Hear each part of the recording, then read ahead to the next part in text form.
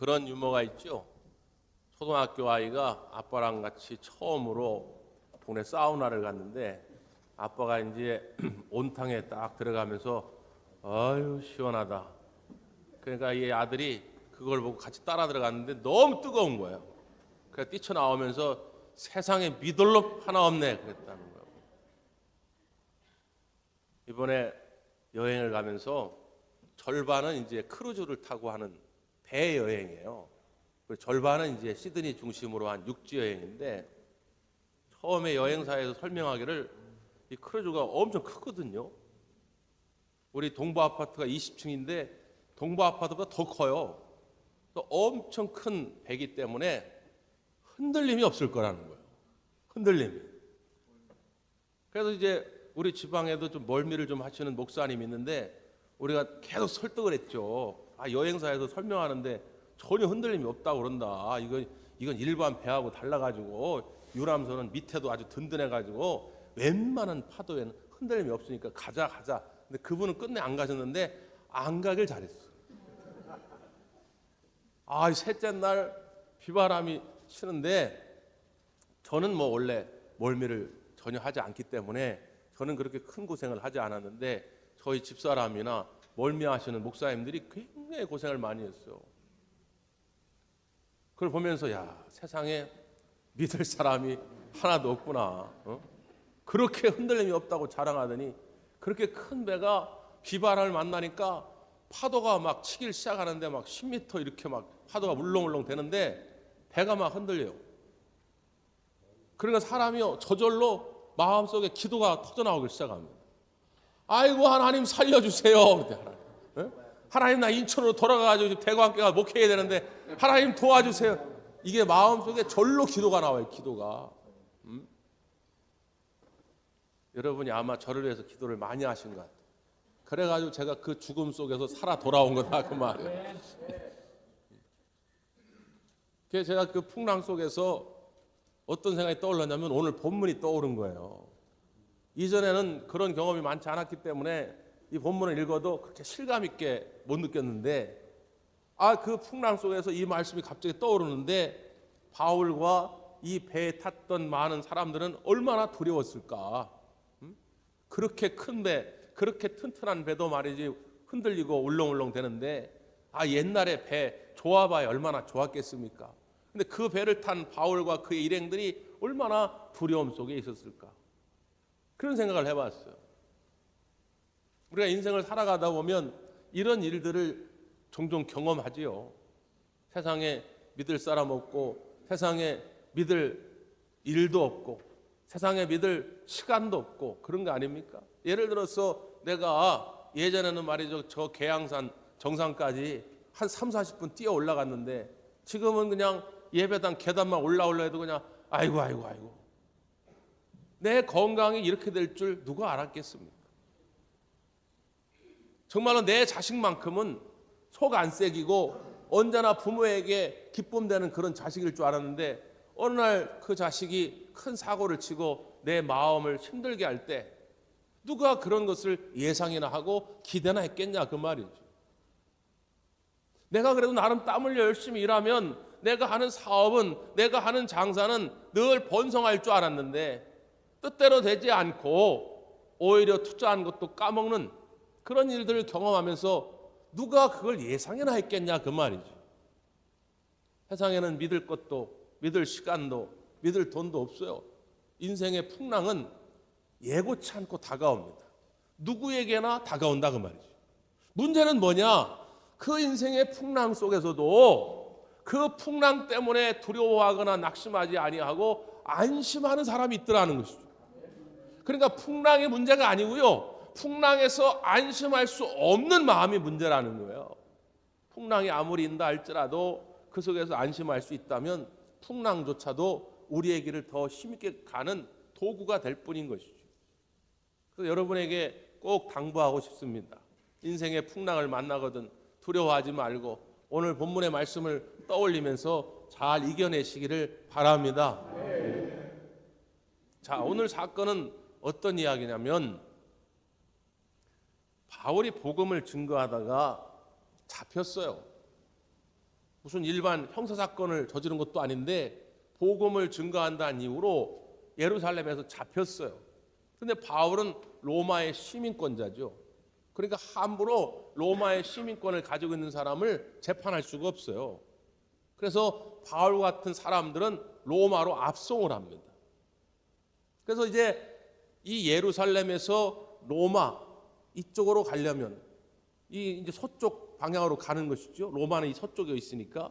그러려면 가이사라라고 하는 항구가 있어요. 가이사라라고 하는 항구에서 출발을 합니다. 그럼 로마는 이 가이사라보다 저 서쪽 위에 있죠. 지금의 이탈리아. 그러니까 이스라엘보다 이탈리아가 위쪽에 있어요. 그러면 이 위쪽으로 가려면 남풍이 불어줘야 돼요. 따뜻한 남풍이 싹 불어주면 이 배가 서서 육지를 따라 올라가면서 원래 목적지까지 잘 가게 됩니다. 근데 문제는 뭐예요? 맞바람, 북풍이 불 때가 문제인 것이죠. 처음 바울은 그 시기에 떠나기를 원치 않았어요. 왜? 곧 겨울이기 때문에 겨울에는 이 북풍이 불어가지고 조난사고를 많이 당합니다. 그래서 이 제수들을 압송하는 책임자가 로마 장교 백부장인데 이 백부장한테 지금 가지 말자 그랬단 말이에요. 백부장이 선장에게 물어봅니다. 왜? 선장은 항해 베테랑이니까 어떻게 했으면 좋겠냐. 근데 선장이 걱정 없다. 그래 가자 그런 거예요. 그래서 떠나게 된 겁니다. 그랬더니 아니나 다를까 바람을 만나서 배가 문제가 생겨가지고 미항이라고 하는 곳에 임시 도착을 해요. 지금 그리스의 남쪽에 있는 그레데라고 하는 섬 미항에 도착을 합니다. 그래서 바울은 지금이라도 늦지 않았으니까 겨울이 완전히 지난 다음에 우리가 로마로 가자 그렇게 하는데도 불구하고 백부장과 선장은 고집을 피워가지고 또 출발을 해요. 그래서 가다 보니까 광풍을 만난 거예요. 그 광풍의 이름이 뭐라고요? 유라굴로입니다. 유라굴로는 북동풍이란 뜻이에요. 서서히 남풍이 불어가지고 저 로마로 올라가야 할 텐데 북동풍이 불어가지고 이제 파도는 막 일렁거리기를 시작하고 배는 막 뒤집어지기 일보 직전인 것입니다. 지금 그 상황을 성경은 딱 이렇게 한마디로 표현해 놨어요. 20절 한 모습. 20절. 여러 날 동안 해도 별도 보이지 아니하고 큰 풍랑이 그대로 있음에 구원의 여망마저 없어졌더라. 한마디로 뭐라고요? 구원의 여망마저 없어졌다는 거예요. 살 소망이 1도 없다 그 말이에요. 여러분 우리가 인생의 큰 위기를 만나게 될 때 그래도 소망이 조금이라도 있으면 버텨낼만 합니다. 지금은 힘들지만 내가 한 1년만 참으면 내 장사는 내 사업은 그래도 잘 될 거야. 그런 마음이 있다면 그래도 좀 견딜만 하잖아요. 지금은 내 자식이 저렇게 속을 새기지만 저놈이 지금 철이 없어서 그렇지 한 1년만 지나면 철이 들어가지고 나한테 효도할 거야. 이 엄마 마음 알아줄 거야. 그런 기대만 확실히 있다면은 그래도 이겨낼만 하잖아요. 지금은 내가 이렇게 죽을 병에 걸려 있지만 지금 막 연구 중이라고 하는데 한 6개월 지나면 그 약이 나온다고 하니까 지금은 죽을 병이지만 6개월 지나서 그 약이 나오면 나는 살 수 있어. 이런 기대가 있다면 그래도 현재의 아픔을 견딜만 하다 그 말이에요. 근데 오늘 성경 본문은 뭐라고 말하고 있느냐? 구원의 여망마저 없어졌더라. 살 소망이 1%도 없다 그 말이에요. 그러니까 그 안에 276명이 타고 있었는데 276명 모두가 다 두려움 속에 빠질 수밖에 없는 것이죠. 살 소망이 전혀 없으니까. 그런데 단 한 사람 바울만큼은 다른 생각을 하고 있었다는 거예요. 자, 바울이 뭐라고 선언합니까? 22절이죠. 22절 다 같이 읽습니다. 시작. 내가 너희를 강권하니 이제는 안심하라. 너희 중 아무도 생명에는 아무런 손상이 없겠고 오직 배뿐이니라. 아멘. 오직 한 사람 바울만이 이제는 안심하라. 배는 곧 부서질지라도 너희의 생명은 조금도 해함이 없을 것이다. 이렇게 선언합니다. 보십시오. 풍랑을 만났다고 해가지고 다 불안해하는 게 아니더라는 거죠. 풍랑을 만났다고 해서 다 인생이 끝이다 하고 좌절하는 게 아니더라는 것이죠. 그 속에서도 안심하라 선언할 수 있는 사람이 있더라는 거예요. 바라기는 우리 대관 가족들이 여러분의 가정의 풍랑일지라도 여러분의 사업장의 풍랑일지라도 안심하라 선언할 수 있는 일이 되기를 바랍니다. 그럼 어떻게 이게 가능하냐 그 말이에요.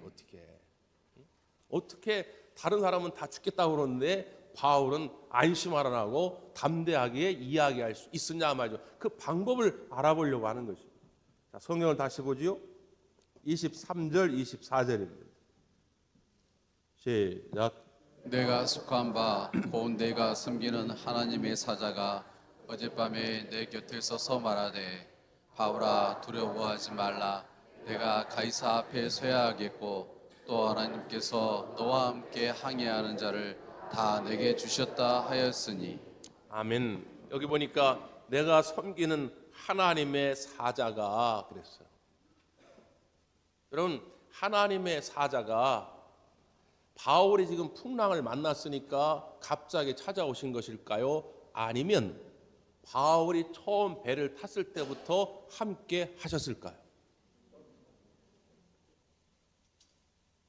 헷갈리십니까? 다시 한번 잘 생각해 보세요. 하나님의 사자가 바울이 지금 풍랑을 만났기 때문에 갑자기 찾아오신 것일까요? 아니면 바울이 항해하는 내내 계속 함께 하셨을까요? 그렇죠. 하나님의 사자는 늘 하나님의 백성 옆에서 함께 하고 있었다는 거예요.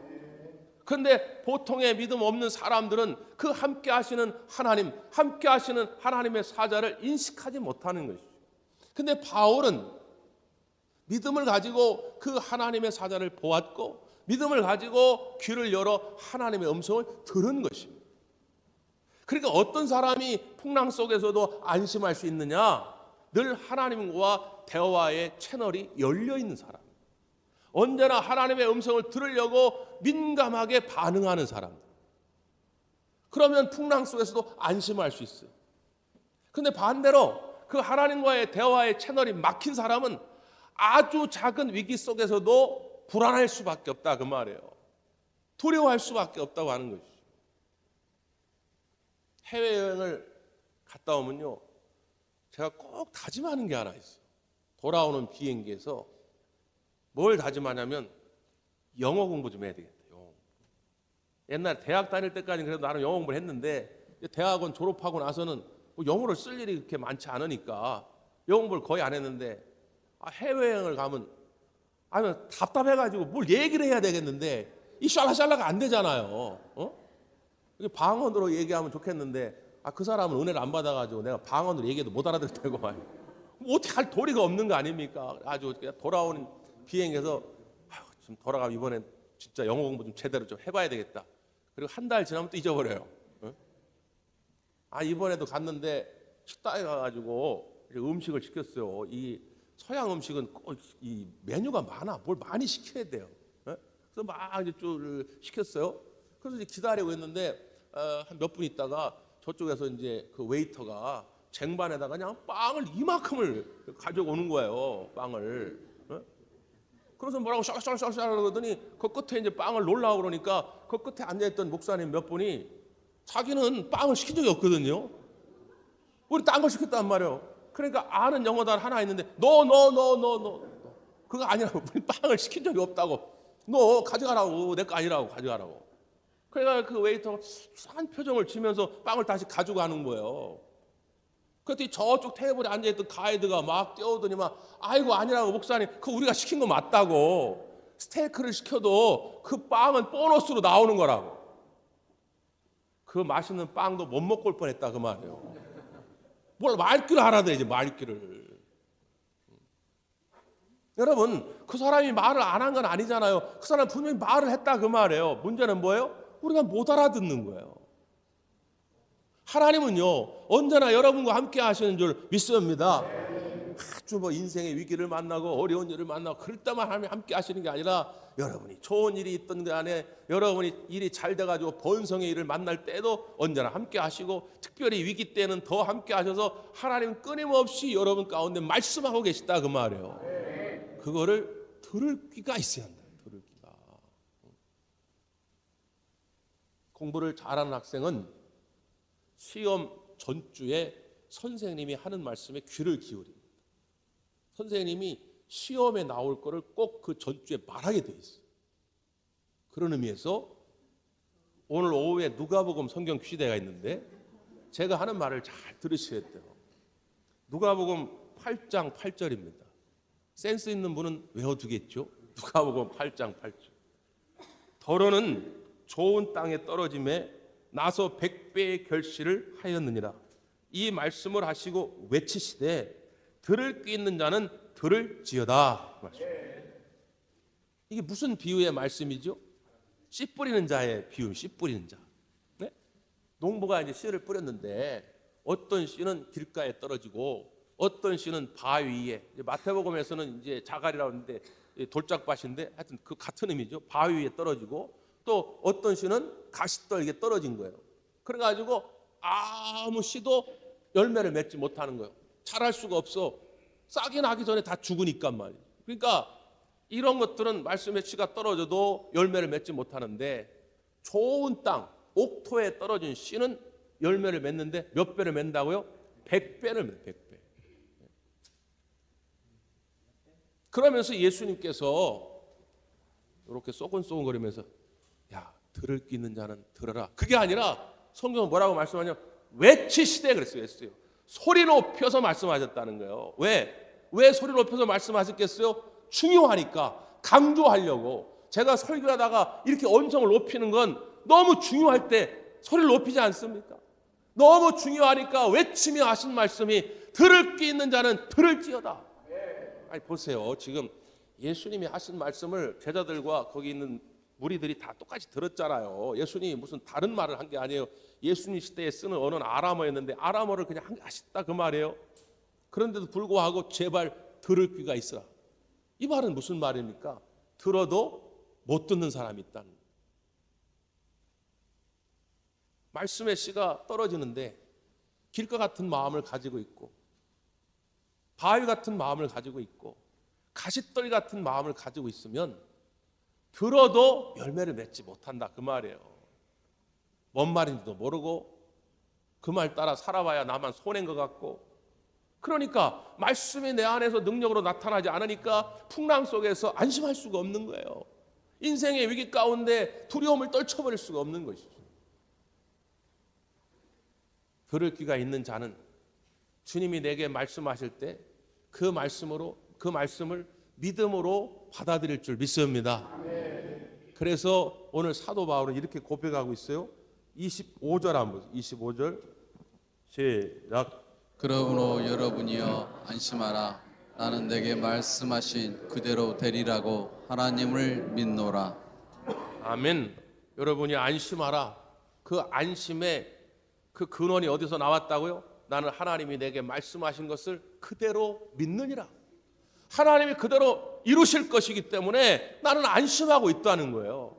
여러분 지금도 마찬가지입니다. 바울에게 나타나셔서 말씀하신 것처럼 여러분이 인생의 풍랑 속에서도 하나님은 두려워하지 말라. 내가 너와 함께 할 것이다. 말씀하시는 줄 믿습니다. 그 말씀이 이루어질 줄 믿을 때 내 마음의 불안은 떠난다 그 말이죠. 이사야서에 보면 하나님께서 그 말씀이 어떻게 이루어질지를 농부가 농사를 짓는 것에 비유해서 말씀하셨거든요. 이사야 55장 10절 이하의 말씀인데요. 비와 눈이 하늘로부터 내려서 그리로 되돌아가지 아니하고 땅을 적셔서 소출이 나게 하며 싹이 나게 하여 파종하는 자에게는 종자를 주며 먹는 자에게는 양식을 줌과 같이 이렇게 말씀합니다. 그러니까 하늘에서 비와 눈이 내렸단 말이에요. 그 비와 눈의 영양분이 그냥 하늘로 돌아가는 게 아니라 땅을 적신다 그 말이에요. 그래서 씨가 싹이 나게 하고 가지가 자라게 하고 열매를 맺게 해서 농부들이 거기서 양식을 얻는 것과 같이 내 입에서 나가는 말도 이와 같이 헛되이 내게로 되돌아오지 아니하고 나의 기뻐하는 뜻을 이루며 내가 보낸 일에 형통함이니라. 마치 비가 내려서 싹이 자라고 열매를 맺듯이 내 입에서 나간 말씀도 이게 헛되이 없어지는 것이 아니라 반드시 나의 기쁜 일을 이룰 것이며 형통한 삶으로 이끌어 갈 거다 그 말이에요. 그러니까 하나님의 입에서 나오는 하나님의 말씀은 단 하나도 헛됨이 없습니다. 오늘 이 아침에도 우리에게 주시는 이 말씀이, 풍랑 속에서 두려워하지 말라, 안심하라 하는 이 말씀이 우리의 삶 가운데 그대로 이루어질 줄 믿습니다. 그렇다면 그 믿음을 가지고 이 풍랑을 뛰어넘어 일하실 하나님의 계획을 보셔야 돼요. 아까 24절에서 그랬잖아요. 바울아, 두려워하지 말라, 내가 가이사 앞에 서야 하겠고 말씀. 풍랑 속에서도 두려워하지 말라 하신 이유가 어디 있어요? 네가 여기서 살아 가이사 앞에, 로마 황제 앞에 서야 한다는 거예요. 왜 로마 황제 앞에 서야 합니까? 그 로마 황제 앞에서도 복음을 증거해야 되기 때문에. 이스라엘의 그 복음화는 예수님의 12제자가 주로 담당했지 않습니까? 베드로, 요한, 야고보, 예수님의 제자들은 주로 예루살렘을 중심으로 유대인들의 복음화를 위해 애썼다고 한다면, 이방인의 복음화를 위해서 바울을 택하였기 때문에 마지막 순간까지도 바울이 로마에까지 살아가서 로마의 황제 앞에서, 로마의 고위 공직자들 앞에서 복음을 증거해야 되기 때문에 너는 여기서 죽을 수 없다는 거예요. 이게 하나님의 계획이라고 하는 것입니다. 하나님의 말씀을 듣고 그 말씀 따라 살려고 하는 사람에게는 이 하나님의 계획이 보여집니다.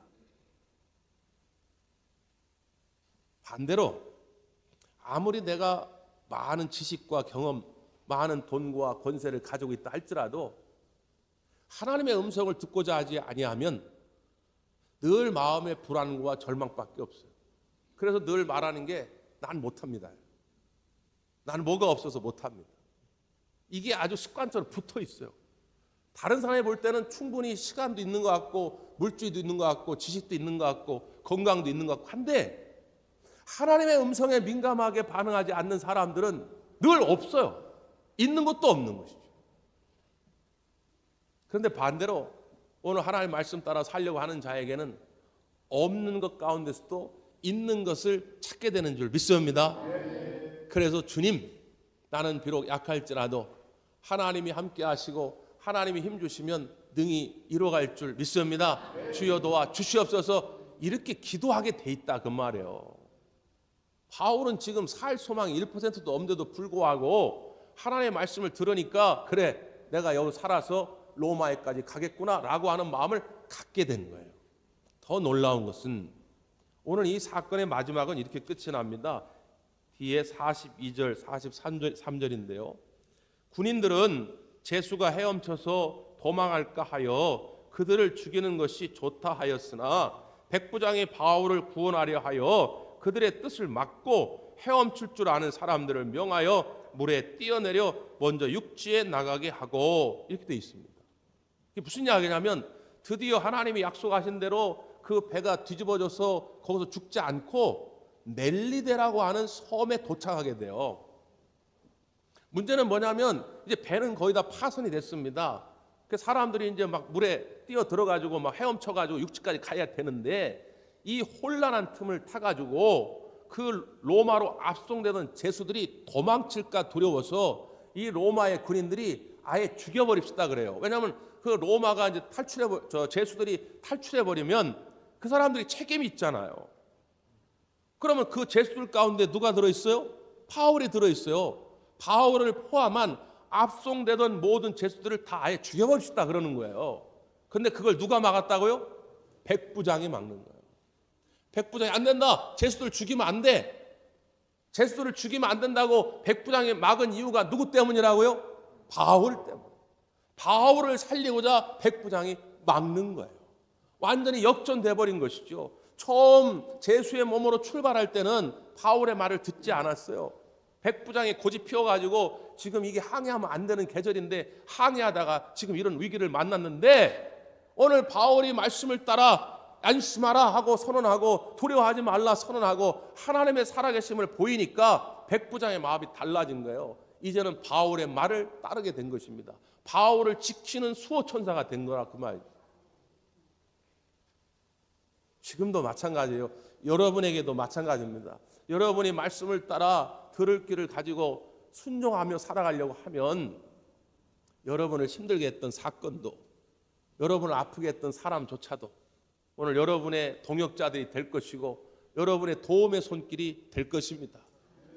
그것을 여러분 기대하시고 인생의 풍랑 속에서도 거룩한 꿈을 잊지 않기를 간절히 바랍니다. 기도하겠습니다.